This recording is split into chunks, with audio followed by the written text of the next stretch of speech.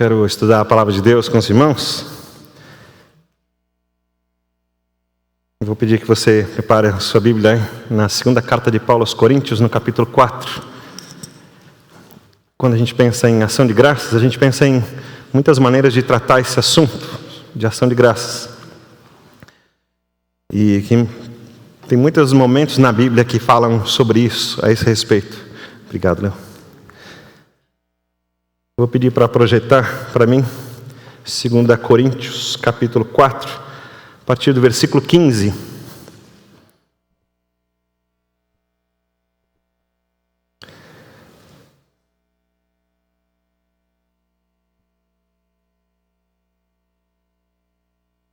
Vou pedir para você acompanhar na sua Bíblia ou na tela.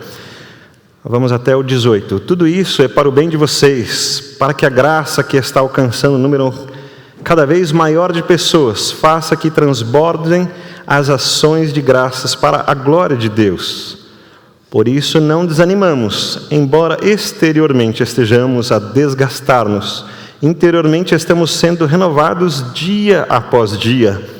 Pois os nossos sofrimentos leves e momentâneos estão produzindo para nós uma glória eterna que pesa mais do que todos eles. Assim fixamos os olhos não naquilo que se vê, mas no que não se vê. Pois o que se vê é transitório, mas o que não se vê é eterno. Graças a Deus pela sua palavra. Como é gostoso poder compartilhar com os irmãos a palavra de Deus e estudarmos juntos. Pensarmos no apóstolo Paulo falando não apenas em filosofia ou em teoria, não apenas citando o seu pensamento, e eu vou usar uma palavra bem coloquial, não é o seu achismo, né? Não sei nem se existe essa palavra, mas todo mundo entende bem, né? Não é o seu achismo, mas é algo que ele está passando, é algo que tem a ver com a vida dele, e quando ele fala de sofrimentos, ele usa às vezes a expressão no plural, dizendo nós estamos passando, mas ele está falando muito bem dele, da sua luta, da sua dor, do seu sofrimento, entendendo que isso também vai acontecer com muitas pessoas, e que já aconteceram com outras pessoas. Então talvez quando ele diz o nós no plural, ele está falando dele, e já imaginando as pessoas que vieram antes dele, ou que estarão depois dele, mas entendendo que esse sofrimento não é algo particular e nem algo pela qual ele deve estranhar. Esse é um ponto muito interessante. Não é algo que ele deve achar que é algo fora do normal. Parece que ele trata o sofrimento como uma coisa normal, a ponto das coisas do nosso dia a dia. Parece que a gente olha para Paulo falando sobre os seus sofrimentos, e a gente chega a dizer o seguinte: mas era Paulo. Dá a impressão de que a gente diz assim: mas ele aguentou muito mais, ele tinha alguma coisa que podia aguentar muito mais. E quando nós vamos chorar para Deus os nossos sofrimentos, então a gente gosta de mostrar a Deus, mas eu não sou Paulo, né? Em mim está doendo, parece que em Paulo não doía, parece que é na gente só que dói. Mas Paulo, nesse capítulo 4, falando aos Coríntios, ele vai comentar um pouquinho antes sobre um tesouro que ele leva na sua vida, que é falando dessa graça de Deus, daquilo que Deus pode fazer na vida de uma pessoa, sobre esse poder de Deus que se manifesta através das pessoas.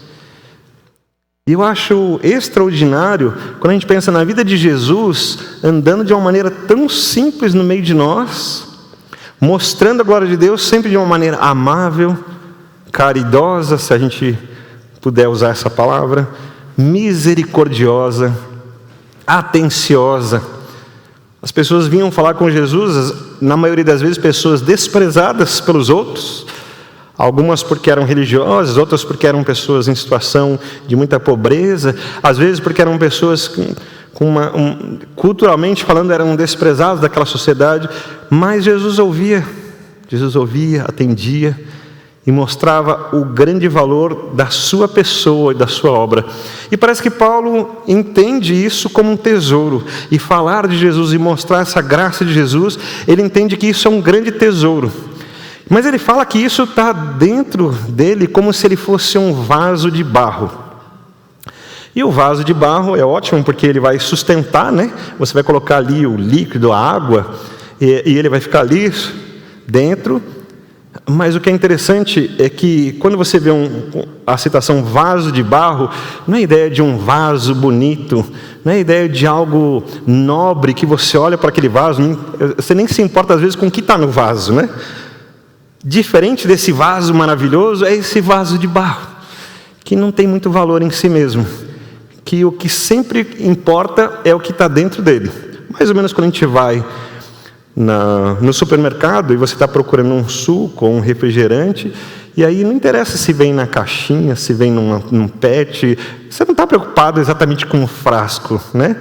Você fica mais preocupado até quando vem em garrafa de vidro, aí não pode quebrar, mas o que importa para você é o que está lá dentro. É essa ideia do vaso de barro que o apóstolo Paulo vai citar, que ele tem algo tão grande dentro dele, e que ele, sendo esse vaso de barro, não é ele a importância, mas é aquilo que está lá dentro dele. E quando ele vai falando como ele expõe isso de uma maneira audível, então ele diz que ele crê, e depois ele vai falar sobre a sua fé, sobre os fatos, os acontecimentos, a pessoa de Cristo, e tudo isso é um grande presente, um tesouro.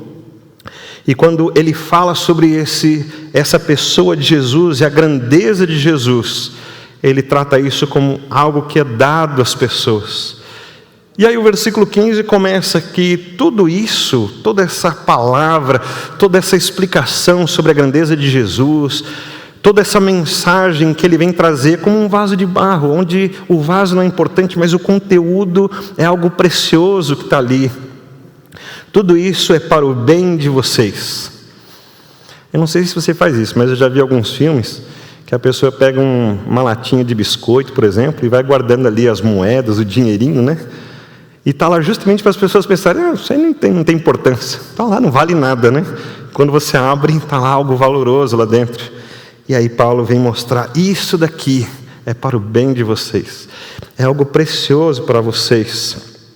E ele diz então que assim a graça que está alcançando um número cada vez maior de pessoas faz com que transbordem as ações de graças. E essa palavra graça fica ali, eu confesso para os irmãos que quando era criança, adolescente, já falei isso esses dias atrás, eu não entendia muito bem esse negócio de graça, né? Graça para mim era assim, que era de graça, aí eu entendi bem, né? Se era de graça, essa parte eu entendia. Outras maneiras de explicar eu não entendia muito bem.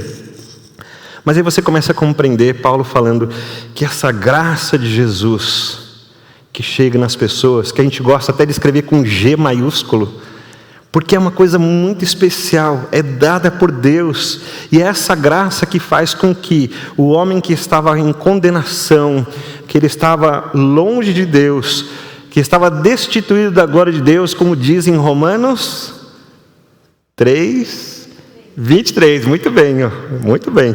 Romanos 3:23, o homem está longe de Deus e que tem um pagamento por isso, que está em Romanos 6:23, e o seu pagamento é a morte, pois o salário do pecado é a morte. Tudo isso Paulo está tratando. Paulo está trazendo essa informação. Nós estamos longe de Deus, destituídos, estamos no mundo das trevas. Mas essa graça de Jesus nos tirou daqui e nos levou para o seu reino de luz. E isso é a tal da graça com G maiúsculo. Que a gente fala assim, o que é que a gente fez para Jesus mesmo? Nada, a gente só foi contrário. O texto bíblico sempre diz que a nossa inclinação é para o pecado. Mas esse Jesus nos tira daqui. E essa graça de Jesus que vai por esses vasos de barro, chegando a outras pessoas, faz com que transborde as ações de graças para que Deus seja glorificado. Essa parte também é muito interessante, porque nós ocidentais gostamos muito de explicar o mundo a partir do nosso ponto de vista, né? Então se tem alguma coisa boa que nos enche ou que nos faz coerentes com a situação, ou que as circunstâncias tragam benefícios para nós, então o mundo é bom. Se está um pouquinho fora e está chegando mais para o outro do que para mim, então o mundo não é tão bom assim. A nossa justiça é baseado na centralidade do eu. Se faz bem para mim, é justo. Se faz bem só para o outro, isso é injusto. É assim que o homem vê a questão da justiça hoje. Mas Deus está dizendo, Paulo escreveu aqui, inspirado por Deus, pelo Espírito Santo de Deus, que quando a graça vai alcançando o maior número de pessoas, faz com que transbordem ações de graças para que Deus seja glorificado. Então o centro não é o homem, a alegria aqui não é o homem, mas a alegria é que eles reconhecem o que Deus é e o que Deus faz. Eu vou citar o exemplo que nós temos hoje.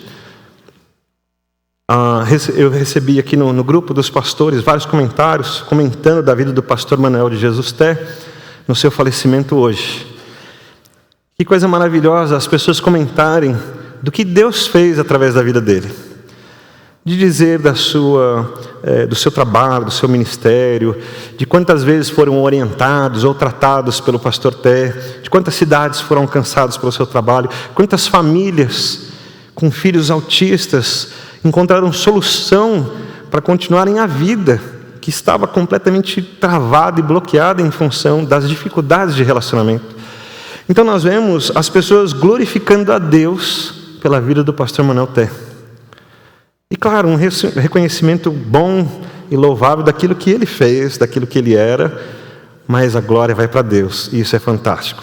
Essa é a vida do cristão, que a gente reconhece o nosso papel como parte de um corpo, em que as células do corpo não ficam reclamando para si, olha para mim, eu que sou importante, mas onde as células desse organismo trabalham para que todo esse corpo reflita a cabeça que é Cristo.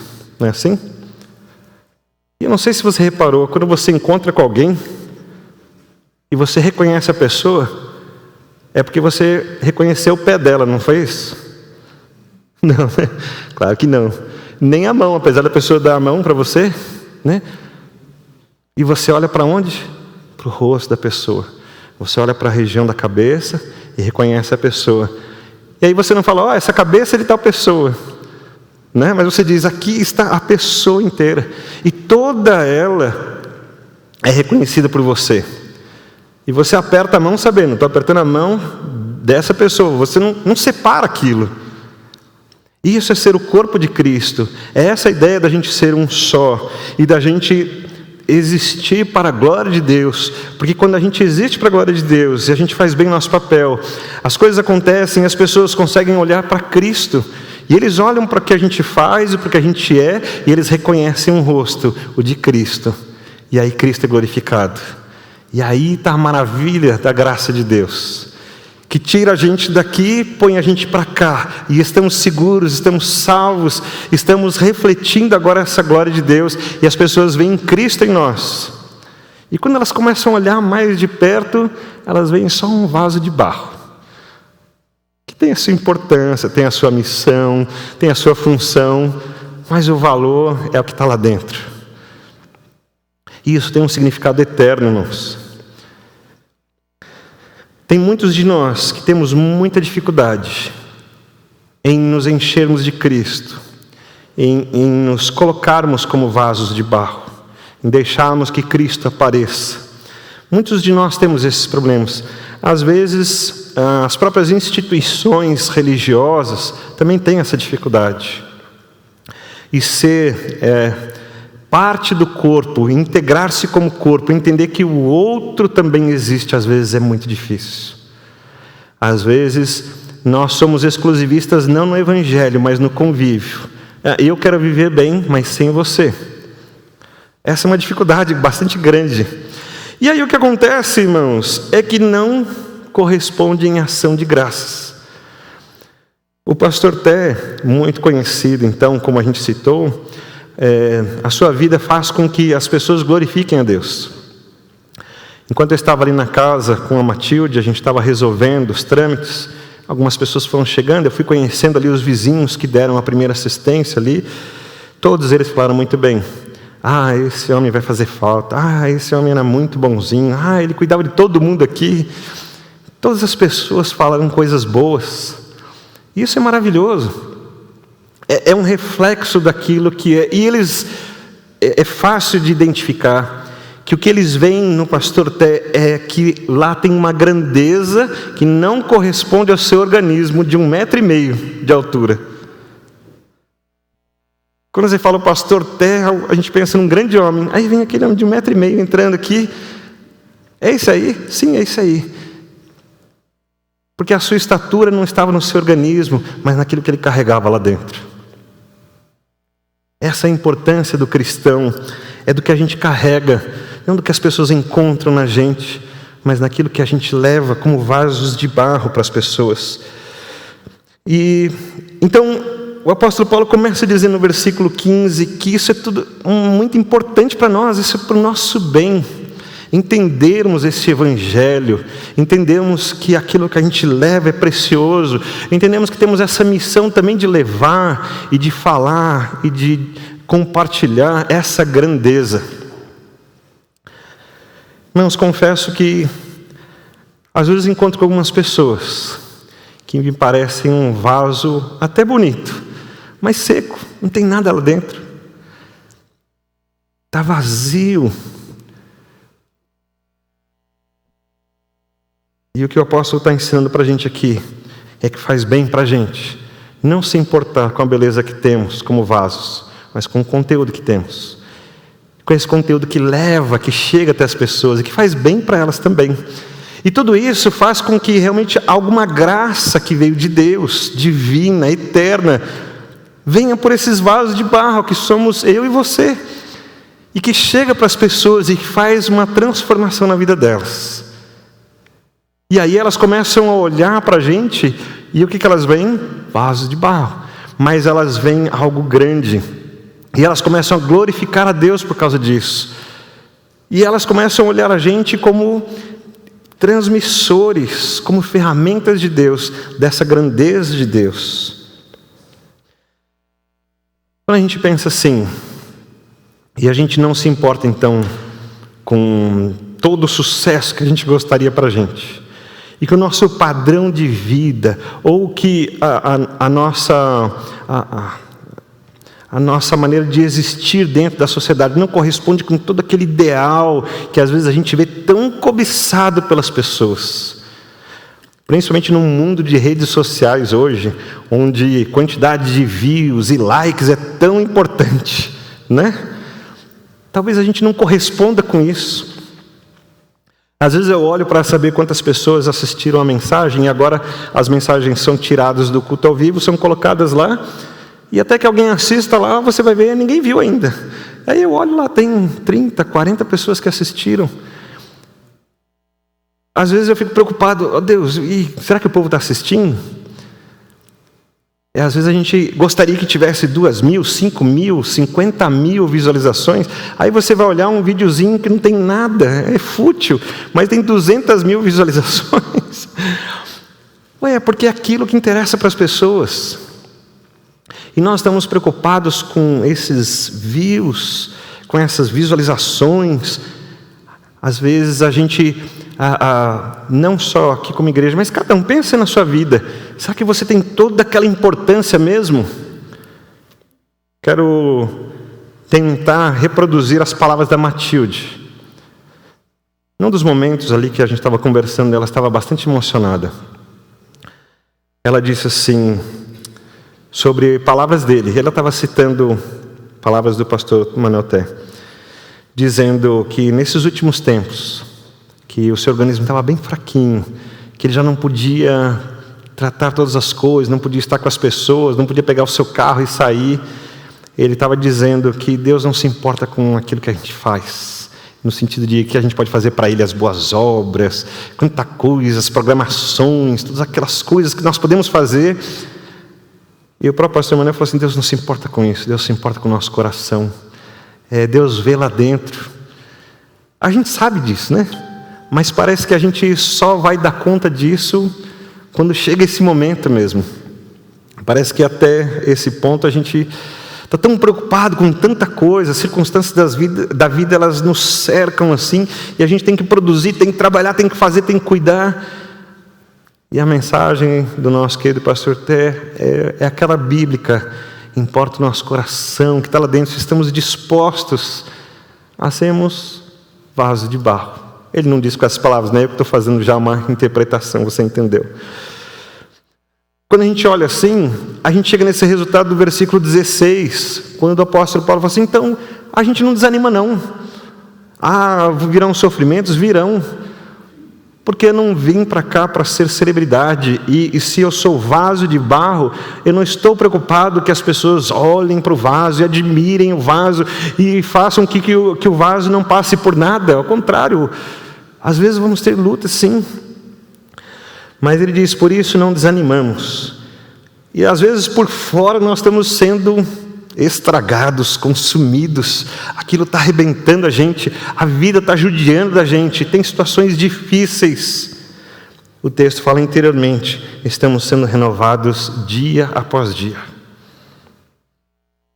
Eu não sei se você tem percebido isso, irmãos, mas como Deus tem tratado o mundo todo nessa pandemia, no meu ponto de vista, é que Ele tem tratado esses valores. O que realmente importa para a nossa vida? O que é real? O que é fake news na nossa vida? A gente começa a falar sobre pandemia. Existe ou não existe? Tem gente que defende que existe, que é assim. Tem gente que fala: não, para com isso, vamos viver a nossa vida normal. Cada um vai pensar de um jeito. Aí a gente fala de vacina. Não, vacina é ótimo, estou esperando, não vejo a hora de chegar a vacina. E o outro fala assim: não, vacina de jeito nenhum, isso é tudo uma maneira de controlar o mundo. E aí tem até o exagero da teoria da conspiração. Ou uma realidade que uma vacina que atingir 100 milhões de pessoas com 5% de problema, então se ela tem 95% de eficácia, né, em 100 milhões de pessoas, significa que 5 milhões de pessoas vão ter problemas com essa vacina. Irmão, 5 milhões de pessoas tendo problema, você começa a ficar meio neurótico, né? E agora? Toma vacina ou não toma vacina? Já começa a ficar com medo. Tem muita coisa difícil, e isso prova a nossa fé. Prova a nossa fé. Nós cremos no que mesmo? Quando chegar esse dia da nossa vida, o que é que nós cremos? Qual é a certeza que nós temos? De coisas eternas, daquilo que a gente construiu, do nosso saldo bancário, dos bens que nós tivemos, da rede de contato que nós fizemos, da nossa vida profissional. Quais são os pontos que mantêm a gente sendo renovado dia após dia? E olha, irmãos, é fácil a gente se sentir renovado quando tudo está dando certo, mas no dia da aflição a gente se sente uma baratinha pisada, né? Não sei se você já se sentiu assim, eu já me senti assim muitas vezes. Não só uma barata, né, que as pessoas têm nojo, têm asco, mas uma barata pisada que é pior ainda, né, que aí a pessoa não quer nem chegar perto, aquilo só de olhar é repugnante. Mas o apóstolo Paulo continua dando uma informação importante. Ele vai dizer o seguinte: os nossos sofrimentos leves e momentâneos. Você fala: peraí, apóstolo Paulo, você está em outro nível. Porque se para você leva um momentâneo, para mim está bem pesado, não termina nunca isso. Mas é a visão do apóstolo Paulo que está certa, e a nossa que está errada. Porque a gente se concentra no momento e fala assim: Deus, está muito pesado isso aqui. E a gente não consegue olhar o conteúdo todo da nossa vida, e a gente ainda nem olha o restante da eternidade com Deus.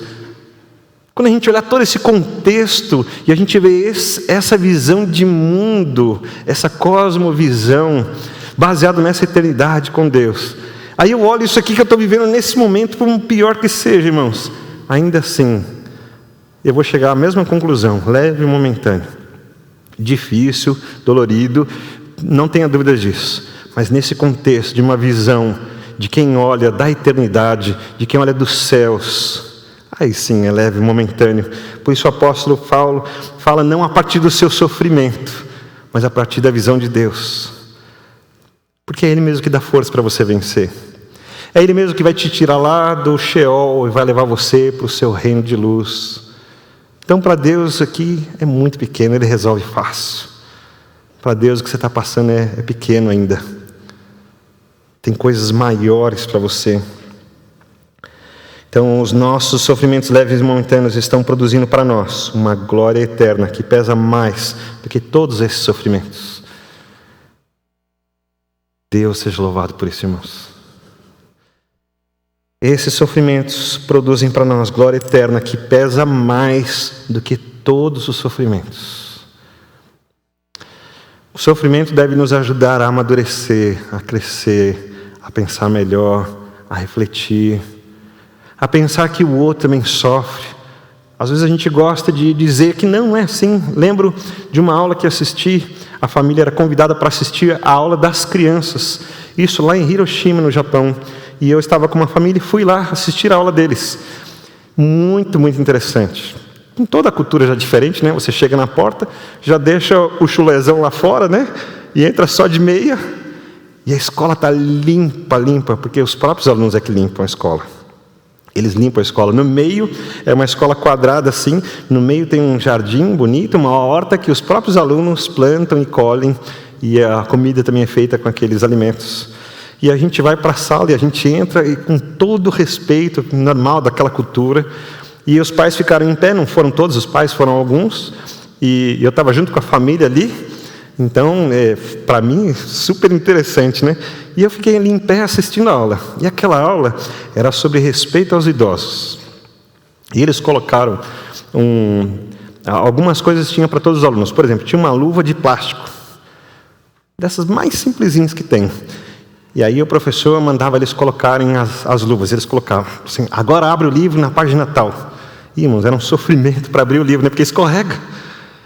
E aí o professor explicou: os idosos não têm a mesma oleosidade nos dedos. Então eles tentam virar as páginas e não conseguem, porque o dedo deles está bem sequinho. E os alunos entenderam: ah, entendi. Aí ele chamou um dos alunos e colocou um óculos especial. Quando ele colocou esse óculos especial, a imagem ficou toda embaçada. E aí ele pediu para o aluno fazer uma leitura, e o aluno não conseguia, porque ficava tudo embaçado. Ele falou: então, os idosos, eles têm dificuldade em enxergar. Então, se você quer passar, né, a linha na agulha, quer ler um texto, você vê algumas pessoas assim, mostrando a importância de você respeitar, esperar um pouquinho, ajudá-lo. Porque normalmente o adolescente, o jovem não tem paciência. Está escrito aí, lê logo aí, né? Por que você não consegue virar essas páginas? E assim foi, várias atividades ali para mostrar a dificuldade que os idosos têm, para que eles entendessem. E aí, ao invés de criticarem e falarem mal, eles respeitarem. Então, se o idoso não está conseguindo, vamos ajudá-lo, porque agora ele entendeu que tem uma dificuldade. E às vezes nós cristãos vemos nosso irmão caído, a gente vai dar um chute ainda, né? Como pode você cair desse jeito? Fico pensando como a gente precisa olhar, então, essa maneira de nos relacionarmos para que esse interior nosso seja renovado dia após dia e a gente possa conduzir bem esse caminho como unidade em Cristo Jesus, como corpo de Cristo, que nos ajudamos, nos fortalecemos e fazemos de verdade com que as pessoas vejam a Deus na nossa vida.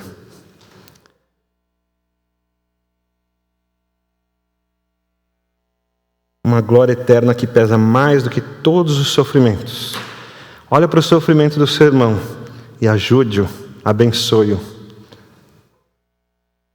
Eu quero dizer assim, nós temos essa alegria de sermos uma igreja cuidadosa. Não tanto ainda quanto eu, como pastor, gostaria. Ainda não estamos no ponto ideal, ainda temos muito para crescer. Mas eu sei que somos uma igreja amorosa. Somos uma igreja que ama, que cuida. Mas a gente precisa mais de um coração ligado ao coração do nosso irmão. Nosso pão com manteiga foi eliminado, né? Não dá para fazer pão com manteiga. Não dá para ir na sua casa, você não pode ir na minha, tá? Toda essa dificuldade por causa da pandemia. Mas eu agradeço, porque quando a gente expõe um problema, ainda algumas pessoas correspondem. E eu pedi oração, por exemplo, para a Maria Helena. Irmãos, vamos orar pela Maria Helena. E algumas pessoas me pediram: pastor, me dá o telefone da Maria Helena que eu quero falar com ela. Que coisa boa, irmãos. A gente saber que não é só o pastor que se importa porque ele vê isso como a sua vocação, o seu ministério, mas que os irmãos se importam porque veem isso como unidade, como vida em família. Que coisa boa é a gente saber que os irmãos sofrem e que a gente entende porque a gente sofre também. Então a gente quer ajudar, a gente quer fortalecer, a gente quer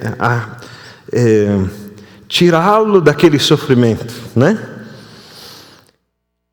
Mas tudo isso precisa refletir uma coisa, irmãos. não a nossa grandeza, mas a grandeza de Cristo Jesus. Porque foi assim que Ele fez. Esse Jesus é assim, Ele vai, Ele abençoa as pessoas, Ele cuida, Ele perdoa pecados, Ele levanta o caído, Ele faz com que aquele que nasceu sem conseguir andar se levante e comece a andar. Ele vai, tira Lázaro da cova, faz com que ele se levante, ainda que ele entenda também o sofrimento, e chora junto. Irmãos, Jesus é maravilhoso. E Paulo está lembrando deste amor, e que esse sofrimento leve e momentâneo produz glória eterna. Então o versículo 18 fecha: assim fixamos os olhos, não naquilo que se vê. Aí tem muita coisa que a gente vê, as nossas programações, o nosso templo, a nossa estrutura. Às vezes olhamos para aquela condição de vida na sociedade, condição de vida financeira. Veja que Jesus contando aquela parábola sobre o outro Lázaro e o rico, né? Inclusive a única parábola que tem um nome, que ele cita, tem um homem chamado Lázaro. E aí ele vai citar que o Lázaro é aquele que está sentado no portão mendigando, e que o rico é aquele que está lá dentro. Mas na hora que eles morrem, e isso tem uma inversão, porque o homem rico dava a ideia de aprovado por Deus. Se ele é rico, se ele tem boas condições, é porque Deus o aprovou. Ele não estaria naquela condição se Deus não aprovasse. É o pensamento das pessoas. Já esse pobre coitado está aqui porque fez alguma coisa errada. Esse daqui Deus está castigando ele. E Jesus fala que esse pobre coitado, chamado Lázaro, ele tem um nome. Jesus o conhece, inclusive pelo seu nome. Diz que é ele que vai para o seio de Abraão. Mas o homem rico, não porque ele era rico, mas aquele homem que dava a impressão de ter sido aprovado por Deus, na verdade estava cheio de problemas. E ele vai para o sofrimento. E aquilo dá um nó na cabeça dos judeus quando Jesus conta isso. Para que a gente não faça a mesma coisa, para que a gente não classifique as pessoas pela sua aparência, pelo seu exterior. Ao contrário, quando você vira uma pessoa que ela parece o quê? Você olha, não parece nada, parece um vaso de barro. Não tem nada, só parece um vaso de barro. Irmãos, vamos ajudá-la a se encher de um conteúdo precioso. E aí a gente vai, chega dela e fala assim: eu me pareço com você. Também sou um vaso só de barro. Mas o que eu tenho aqui dentro é grandioso, é maravilhoso. Não estou dizendo para a gente não ser nada. Eu não estou dizendo para você deixar todas as coisas. Estou deixando para você não dar o valor errado para as coisas que nós temos. Para você não classificar as pessoas pelo que elas são, pelo que elas têm, mas classificar as pessoas por esse conteúdo que está dentro delas. Porque se elas têm a Cristo Jesus, elas têm o maior tesouro da eternidade. E se elas não têm, elas precisam desse tesouro. E somos nós que vamos ajudá-las a conhecer esse tesouro e a enchê-las. E sabe o que isso vai fazer? Vai fazer com que chegue muitas ações de graça. Esse é o ponto. Esse é o ponto que nós começamos a tratar aqui, no versículo 15. Para que façam transbordar as ações de graças para a glória de Deus. Eu já estive uma vez num velório, aqui mesmo, ali do lado da Vila Alpina, esqueci o nome do cemitério, se não me engano é São Pedro. E ali estávamos nós cantando, glorificando a Deus, pela vida do ente querido que tinha falecido. E como igreja falávamos aos familiares, alguns crentes, alguns não crentes, e a gente cantava, agradecendo a Deus. Deus, o Senhor deu a vida, o Senhor levou, mas aqui está uma pessoa que creu, e agora a gente entende que a graça do Senhor alcançou, e a gente estava celebrando diante de Deus, que apesar da perda, nós tínhamos muita coisa para agradecer a Deus daquela vida. E do lado, dava para ouvir da sala onde nós estávamos, gritos de desespero, de choro, de tristeza. Em alguns casos já vi gritos de culpa, da pessoa se sentir culpada, da pessoa não conseguir, e agora como eu resolvo, se a outra morreu, eu vou levar para o resto da vida essa culpa. Aquilo é muito difícil. Mas irmãos, se nós podemos até na hora da nossa morte trazer glória para Deus, é exatamente isso que o texto está falando. E a gente faz transbordar ações de graças, porque a gente quer agradecer, a gente quer estar junto, a gente quer glorificar a Deus. E mesmo sem poder se reunir aqui no café da manhã, a gente vai fazer em casa e vamos mandar foto e a gente vai celebrar. E Deus vai ser honrado e a gente vai ser feliz. Porque essas pessoas não virem o valor no vaso, para a gente também está tudo bem. Mas o importante é que a gente tem um conteúdo que tem um valor eterno, e esse conteúdo ninguém pode diminuir o seu valor. Ações de graças.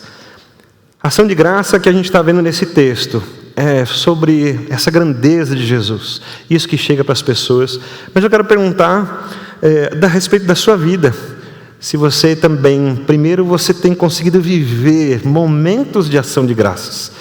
Porque às vezes as dificuldades realmente são muito pesadas para nós naquele momento. E talvez o seu coração ficou tão fechado, tão endurecido, ou tão machucado.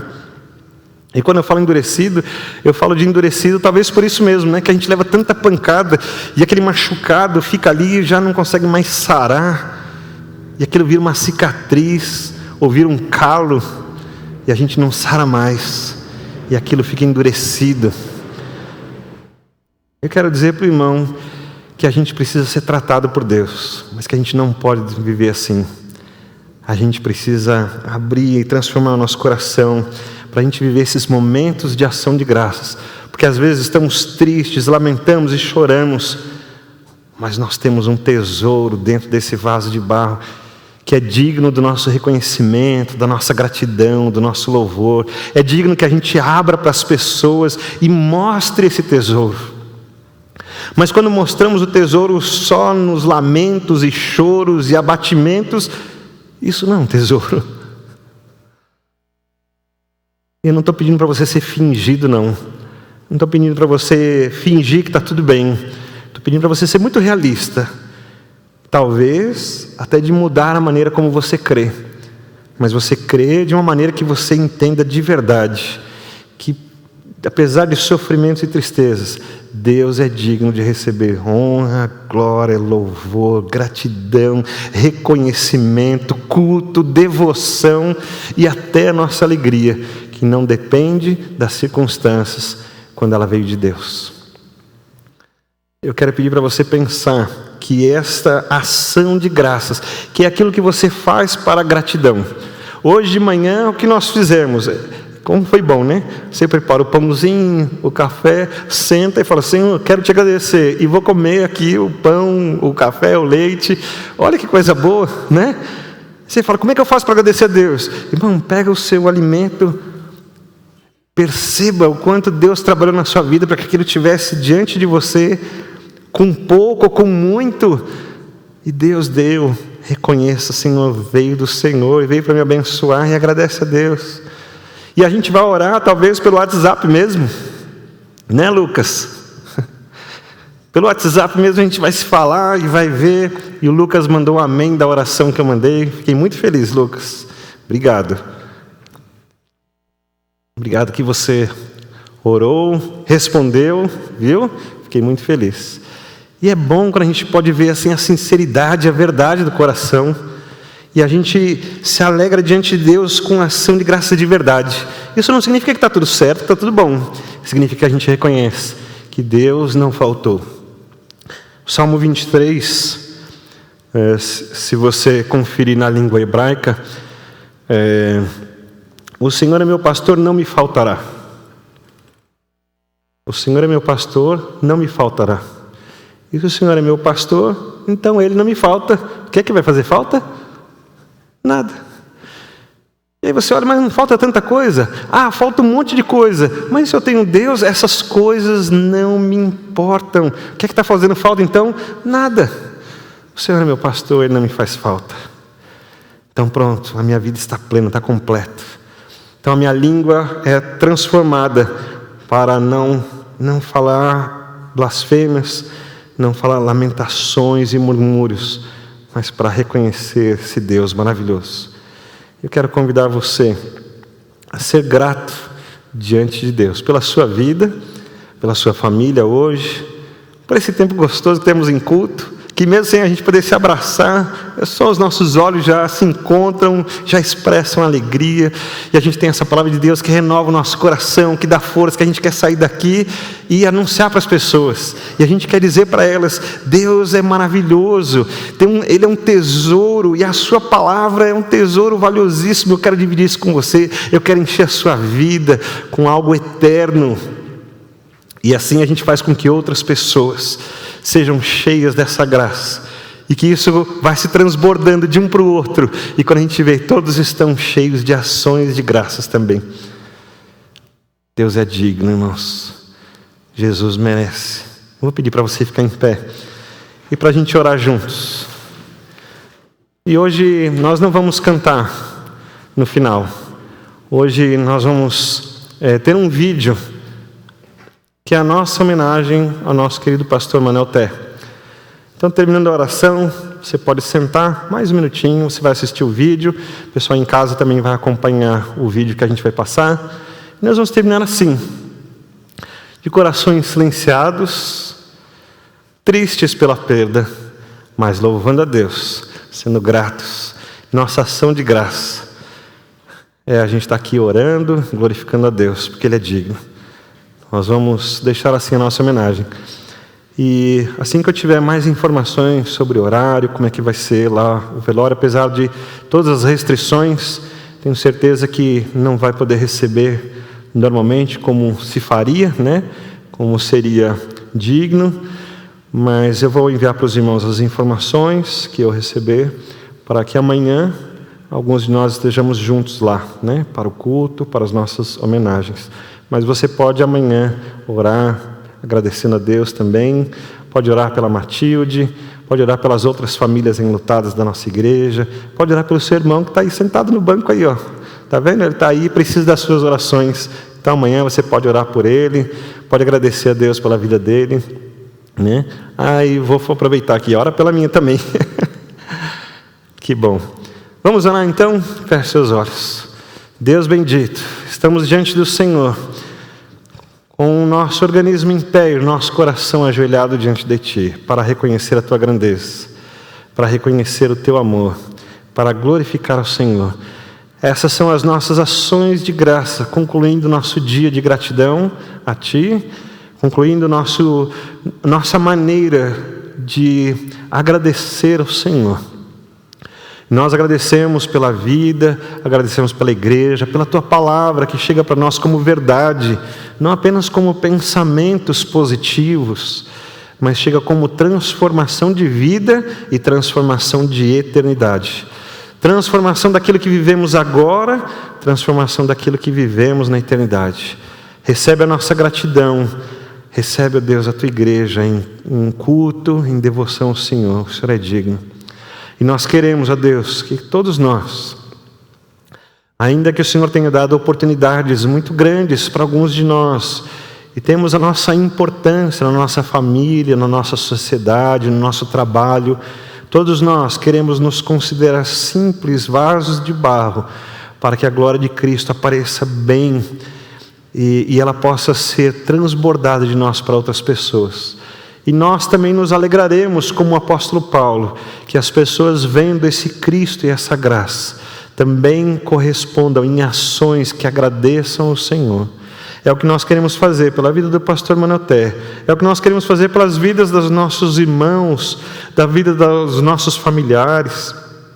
Nós queremos engrandecer ao Senhor, porque o Senhor tem sido bom para a gente.